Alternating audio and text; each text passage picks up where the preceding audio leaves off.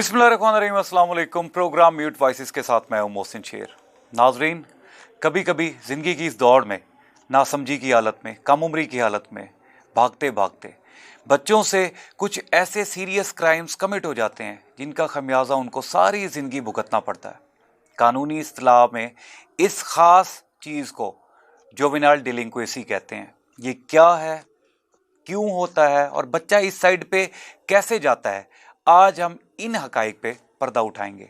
और इस खास मौजू पे बात करने के लिए हमारे साथ मौजूद है मोहतरमा सादिया ज़िया साहिबा, जो कि पेशे के लिहाज से एक साइकोलॉजिस्ट हैं और रिसर्चर हैं, और इस खास टॉपिक पे उनके खास रिसर्च है।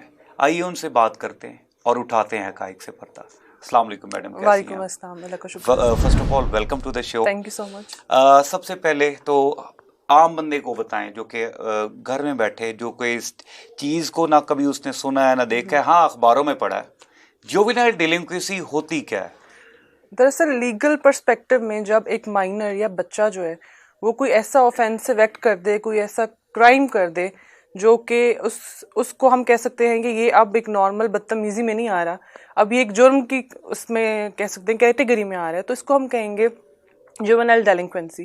कि वो माइनर्स, वो बच्चे जो क्राइम कर जाते हैं, उसकी बहुत सारी रीजंस हो सकती हैं, लेकिन वो एक क्रिमिनल उसके तहत उसमें आप कह सकते हैं कैटेगरी में आ जाते हैं कि these are now somehow criminals. अच्छा, उसमें आपको क्या लगता है कि उस बच्चे की उम्र मिनिमम कितनी होगी कानूनी इस्तिलाह में? क्योंकि अब ये क्योंकि लीगल टर्म्स हैं और लीगली इस चीज़ को देखा जाता है, तो मिनिमम ऐसा कौन सी उम्र में बच्चा होता है जो इस साइड पे निकलेगा तो वो इसमें जुर्म कंसीडर किया जाएगा? देखिए, अगर हम यूनाइटेड नेशंस के कन्वेंशन ऑफ चिल्ड्रन राइट्स को देखें तो उसके अकॉर्डिंग तो 12 साल की एज जो है वो मुख्तस है, लेकिन पाकिस्तान में कुछ डिफरेंट है इसके आदादोशुमार। वो इस तरह से कि जो पहले हमारा जुवेनाइल जस्टिस ऑर्डिनेंस 2000 था, उसके according 7 years was the minimum age के साथ कि कम से कम 7 साल का बच्चा हो तो वो कुछ भी ऐसा क्रिमिनल एक्ट कर दे तो उसको हम कंसिडर करते थे कि नाउ ही और शी इज़ एलिजिबल, कि उसको अब हम पूरे लीगल प्रोसेस से गुजारें, उसके ऊपर एलिगेशंस लगे और वो एक ट्रायल में से गुजरे।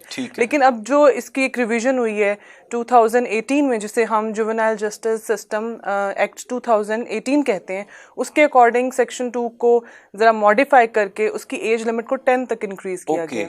ठीक है। तो अब पाकिस्तान में 10 years is the minimum age कि किसी को भी अंडर ट्रायल लाया जा सके इन टर्म्स ऑफ जुवेनाइल डेलिक्वेंसी। अच्छा, आप क्योंकि इस पे खास रिसर्च भी कर चुकी हैं और इस टाइप के केसेस को भी देखती होंगी, हर साल पाकिस्तान में इसके आदादोशुमार क्या हैं? हर सालाना कितने ऐसे केसेस रजिस्टर्ड होते हैं? देखिए, ये फ्लक्चुएट कर रहे हैं। मतलब अगर हम 2000 से लेके 2019 के लेटेस्ट जो कि हमारे पास अवेलेबल स्टेटिस्टिक्स हैं उनको देखें तो मतलब डिफरेंट है, लेकिन है it's always plus 1000 every year. अब 2019 के जो लेटेस्ट स्टेटिस्टिक्स हैं उसके अकॉर्डिंग भी इट्स 1424, लाइक 1424 कन्विक्टर्स, जिसमें से कुछ जो हैं वो ऑलरेडी अंडर ट्रायल थे मेजॉरिटी, और कुछ जो हैं वो न्यूली कन्विक्टेड हैं। मतलब वो प्रॉपर ठीक नहीं होके आए और दोबारा उन्हीं कामों में लग गए। बेसिकली हमारा सिस्टम ऐसा है कि उनमें से मेजॉरिटी वेट कर रही है अपने ट्रायल्स का, और बाज़-औक़ात वेट करते करते वो एडल्टहुड की एज में एंटर हो जाते हैं, वो मजीद जुवेनाइल डेलिक्वेंसी के उसमें आते ही नहीं है, वो अपने ट्रायल्स का वेट कर रहे हैं कि हमारी बारी कब आएगी, हमारे ट्रायल्स कब होंगे और हमें फिर जस्टिस सिस्टम से निकाला जाए। अच्छा, आपको क्या लगता है एक साइकोलॉजिस्ट होने की हैसियत से, आप क्योंकि माइंडसेट को रिसर्च करती हैं, देखती हैं, बच्चा इस साइड पे कैसे निकल पड़ता है? इसके बेसिकली रीजंस काफ़ी सारे हैं, लाइक इसके इकोनॉमिक रीजंस भी हैं, सोशल रीजंस भी हैं, साइकोलॉजिकल, तीनों रीजंस हैं। अब इकोनॉमिक रीजंस को जब देखें तो रिसर्च के अकॉर्डिंग इकोनॉमिक सिस्टम जो है हमारा वो इस तरह का, क्योंकि हम एक डेवलपिंग कंट्री हैं, लो इकोनॉमिक बैकग्राउंड से हमारे बच्चे आते हैं, तो इकोनॉमिक सिस्टम एक्चुअली इटसेल्फ एक प्रॉब्लम नहीं है। अकॉर्डिंग टू द रिसर्च, जो इकोनॉमिक प्रॉब्लम्स हैं जैसे बिल पे करना, फैसिलिटेशन जो है, फैसिलिटीज़ को हासिल करना, उसकी छोटी छोटी ख्वाहिशात, जी, वो एक्चुअली उसको ड्राइव करती हैं, मोटिवेट करती हैं कि वो इस तरफ जाए। फिर इसमें रिसर्च के अकॉर्डिंग पेरेंट्स का जो है एक हद तक रोल है, एल्डर सिबलिंग्स का रोल ज़्यादा होता है कि पहले एक बच्चा जो है वो इस लाइन पे आ जाता है और उसके बाद फिर उसके छोटा भाई या बहन जो है वो उसके साथ साथ इस तरफ उनके अंदर ये वल्नरेबिलिटी बढ़ जाती है कि अगर एक बड़ा बच्चा जो है घर में वो किसी हद तक क्राइम्स में मुलव्वस हो चुका है तो छोटे जो बहन भाई हैं उनमें ज़्यादा रेशियो है, ज़्यादा चांसेस हैं कि वो भी इस तरफ डाइवर्ट हो जाएंगे।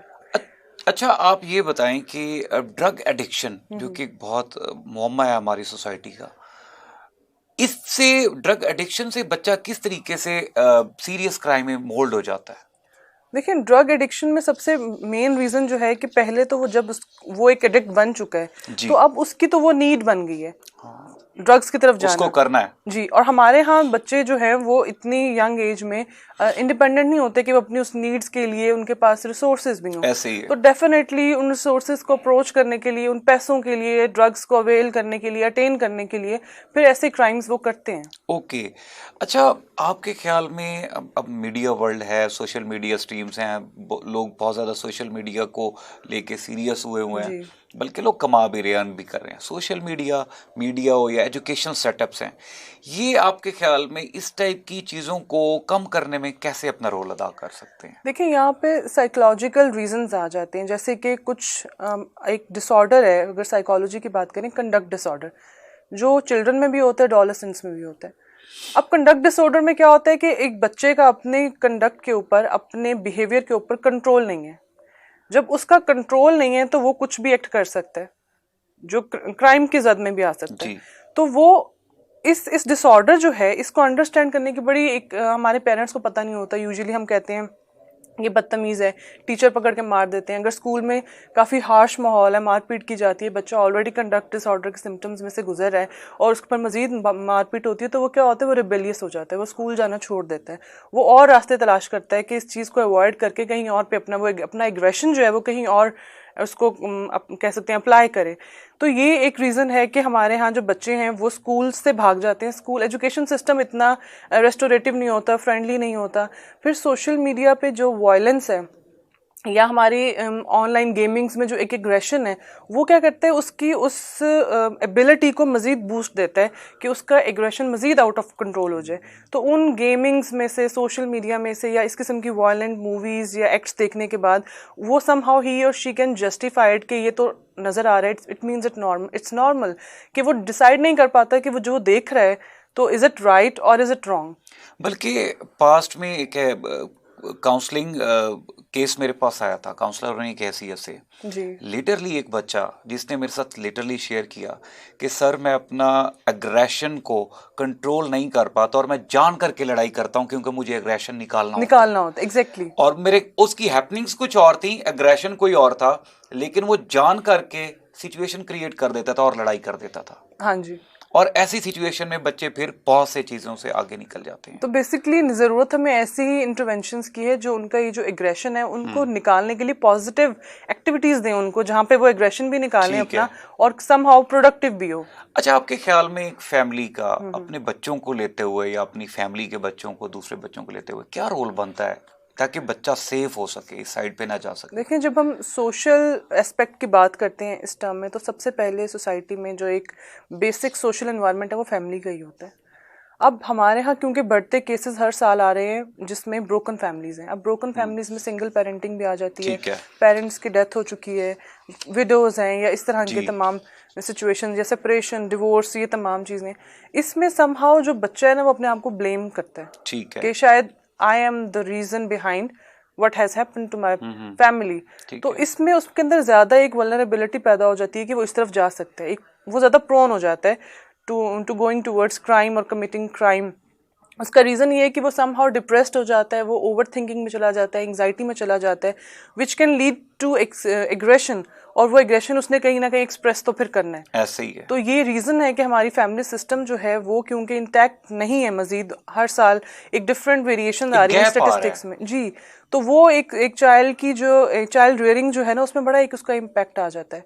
तो फैमिली सिस्टम में दूसरी चीज़ सोशलाइजेशन है कि अगर आपकी फैमिली ही आपसे सोशलाइज नहीं कर रही तो एक सेंस ऑफ लोनलीनेस जो है ना वो भी इस किस्म के आइडियाज़ को जनरेट कर सकती है कि अगर आप यू फील के nobody pays attention towards me, तो somehow एक चाइल्ड जो है उसका आउट ऑफ कंट्रोल बिहेवियर भी इसीलिए हो जाता है कि वो अटेंशन सीकिंग चाहता है।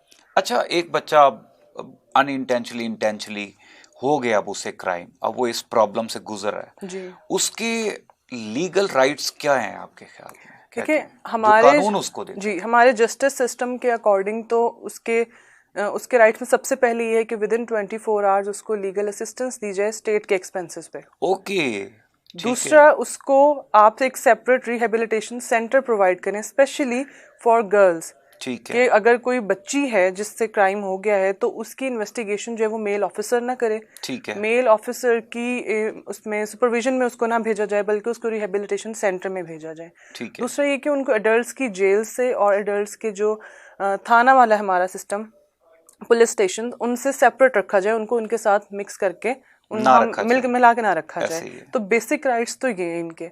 और लेकिन अब ये है हमारे यहाँ सिस्टम के बच्चे जो हैं उनको उन्हीं जेल्स में अक्सर पाए जाते हैं वो जहाँ पे एडल्ट्स भी होते हैं, जिस वजह से वो फिर आपको पता है फिजिकल और सेक्सुअल असॉल्ट के भी उनके बहुत केसेस से हैं। केसेस ऐसे होते हैं जिसमें एक दो डॉक्यूमेंट्रीज भी देखी और पाकिस्तान की डॉक्यूमेंट्रीज थी, पाकिस्तान की जेलों में बनी हुई कि बच्चे को सीरियस जो ऑफेंडर्स हैं जो जिनकी एजेस अच्छी खासी हैं जी उनके साथ रखा गया और फिर उनको चाइल्ड अब्यूज का सामना करना पड़ा। एग्जैक्टली बल्कि बड़े अफसोस की बात है कि जो वहां पर स्टाफ डिप्यूटेड होता है वो उनको अब्यूज करते हैं। तो ठीक है, उससे क्या होता है कि वो जो एक आपके पास एक माइनर क्रिमिनल आया है वो अब जब जाएगा वहां से तो देयर इज नो गारंटी कि वो ठीक इससे भी है, बड़ा एक आप समझें कि मुजरिम बन के वहां से निकल ठीक आए, है, ऐसे ही क्योंकि है। वो जिस मेंटल स्टेट या प्रॉब्लम्स की वजह से पहले उसने क्राइम कमिट किया अब उससे बड़ी प्रॉब्लम्स को फेस करके वो वहां से निकल रहे हैं। ठीक है, मतलब ये है कि एक बच्चा जेल में तो जा रहा है अपना वो क्राइम के लिए, वो भी सजा भी भुगत रहा जी है, लेकिन दोबारा उसके सही होने के चांसेस या उसको वो अपॉर्चुनिटीज कितनी प्रोवाइड की जा रही हैं, अब ये सोचना हुकूमत का काम है। एग्जैक्टली बल्कि इसमें एक बड़ी अच्छी टर्म है रेस्टोरेटिव जस्टिस की, ओके, जिसमें कुछ हम कह सकते हैं कि जो हमारे यहाँ एक पुराना जिरगा सिस्टम भी है उसकी भी कुछ ना कुछ प्रॉपर्टीज इससे मिलती हैं। रेस्टोरेटिव जस्टिस जो है ना ये बेसिकली फोकस करता है कि अगर कोई विक्टिम है जिसके साथ बुरा कर दिया है तो उसके बदले लेने की बजाय जो ऑफेंडर है उसको रियलाइज करवाया जाए कि उसने कुछ गलत किया है और ठीक है, समहाउ उनकी आपस में दोनों तरफ से सोशलाइजेशन हो, ठीक है, समहाउ उनकी काउंसलिंग की जाए और इस तरह से किया जाए कि वो दोनों पार्टीज जो हैं या दोनों साइड्स जो हैं वो अपनी साइकोलॉजिकल वेलबींग की तरफ जाएं, उनको जस्टिस भी मिले लेकिन साथ साथ उनकी रेस्टोरेशन भी हो, बेहतरी आए उसमें। अच्छा, हम किस तरीके से मेक श्योर कर सकते हैं कि बच्चा सजा भुगतने के बाद जब दोबारा वापस आएगा सिस्टम में तो वो राइट ट्रैक पे होगा? What are the parameters? देखिए पहली बात तो वही रेस्टोरेटिव जस्टिस वाली है, या जो रिहैब सेंटर्स हैं वहाँ पर बच्चों को सेपरेटली रखा जाए, उनके लिए वहाँ पर ऐसी एक्टिविटीज़ हों जो कि उनकी वेलबींग के हवाले से बहुत अच्छी हों, बजाय कि वो किसी मज़ीद प्रॉब्लम का शिकार हो जाए। वो वहाँ पे कुछ लर्न करके आएं, ऐसी लर्निंग हो उनकी जिससे वो रियलाइज़ करें कि जब हम पहले आए थे तो देयर वाज समथिंग रॉन्ग और अब हमें अपने बिहेवियर को कंट्रोल करने के लिए मज़ीद कुछ अच्छा करना चाहिए, जिसमें सबसे बेसिक रोल है कि उनको काउंसलर्स प्रोवाइड किए जाएं, ठीक है, उनकी काउंसलिंग हो, उनके लर्निंग की जो एक एज है उसमें उनकी लर्निंग ट्रायल्स की वजह से रुक ना जाए, वो ठीक है, लर्निंग उनको करवाई जाए, उनकी काउंसलिंग की जाए, बाकायदा उनके पेरेंट्स की काउंसलिंग की जाए। तो ये तमाम चीज़ें जो हैं ये इनको रिस्टोर कर सकती हैं एक दोबारा से उस पॉइंट पे कि जहाँ से उन्होंने डेविएट किया था। मैम आखिरी क्वेश्चन वो ये कि आप पेरेंट्स से रिलेटेड बताएं कि पेरेंट्स को अपने बच्चों पर किस टाइप का चेक और कहाँ कौन कौन से मौकों पर चेक रखना चाहिए ताकि उस खास सिचुएशन में जाने से पहले ही बच्चे को डील कर लिया जाए अच्छे अंदाज में। सबसे पहले तो पेरेंट्स का अपने बच्चों से गैप नहीं होना चाहिए, नहीं देयर होना शुड बी चाहिए। अ वेरी फ्रेंडली एनवायरनमेंट, ताकि कुछ भी ऐसा है तो they can openly discuss with it. Discuss. दूसरी बात ये कि पेरेंट्स को ये अंडरस्टैंड करना चाहिए कि उनके बच्चों की तरबियत इस तरह से हो रही है कि वो उनको सिखा रहे हैं कि राइट क्या है, रॉन्ग क्या है इन टर्म्स ऑफ बिहेवियर, ताकि जो एक बिहेवियर कंट्रोल वाला एलिमेंट है ना, बच्चा वहां पर अपना बिहेवियर कंट्रोल कर ले जिसकी उसको समझ हो कि ये बिहेवियर इट्स रॉन्ग। दूसरा, पेरेंट्स जो हैं उनका बच्चों की एजुकेशन के हवाले से बड़ा कंसर्न होना चाहिए कि वो क्या पढ़ रहे हैं, क्या देख रहे हैं, किन किन सोशल एक्टिविटीज़ में वो उनका मुलविस कितनी सोशल एक्टिविटीज़ में, कौन से सोशल साइट्स वो विजिट कर रहे हैं, टीवी पे कितना स्क्रीन टाइम उनका कितना है और वो स्क्रीन टाइम किस किस्म की एक्टिविटीज़ में यूटिलाइज हो रहा है, ये बहुत इंपॉर्टेंट है। बल्कि मैं अगर अपनी बात करूं तो हमारे दौर में तो मेरी वालदा को तो हमारे दोस्तों का भी पता होता था कि इसका घर कहाँ पे है, ये कहाँ से है, इनकी फैमिली क्या है। तो आजकल इतना चेक एंड बैलेंस मुझे नहीं लगता कि रखा जाता है। आजकल वर्चुअल फ्रेंड्स हो गए हैं, उनका खुद नहीं पता होता बच्चों को कि वो कहाँ के हैं। हाँ जी। जिनके साथ हम गेमिंग कर रहे होते हैं, पबजी खेल रहे हैं, तो वो कहाँ के साथ बीच में बाकी ऐसे ही है, कैरेक्टर्स कहाँ ऐसे से ही आ है। रहे हैं। तो वो बड़ी जैसी चीजें सिखा जाते हैं जो कि नहीं सीखनी चाहिए नहीं बच्चों सीखनी को। चाहिए। Ma'am thank you so much आपका शो में आने का और इतना सब कुछ शेयर करने का। जी नाजरीन, जुवेनाइल डेलिंक्वेंसी या अंडर 18 क्रिमिनल्स ये क्या है और ये कैसे कंट्रोल हो सकते हैं। बीइंग पेरेंट आपने ये बात सुनी होगी, इसको समझना भी है और अपने बच्चों पे वो ख़ास चेक भी रखना है और वो गैप भी ख़त्म करना है ताकि बच्चा अपने अंदर के जो जज्बात हैं वो किसी गलत इंसान के साथ शेयर करने की बजाय वो आपके साथ शेयर करे। मिलते हैं एक और प्रोग्राम में एक और गेस्ट के साथ एक और टॉपिक के साथ, क्योंकि बात तो करनी होगी। पाकिस्तान जिंदाबाद।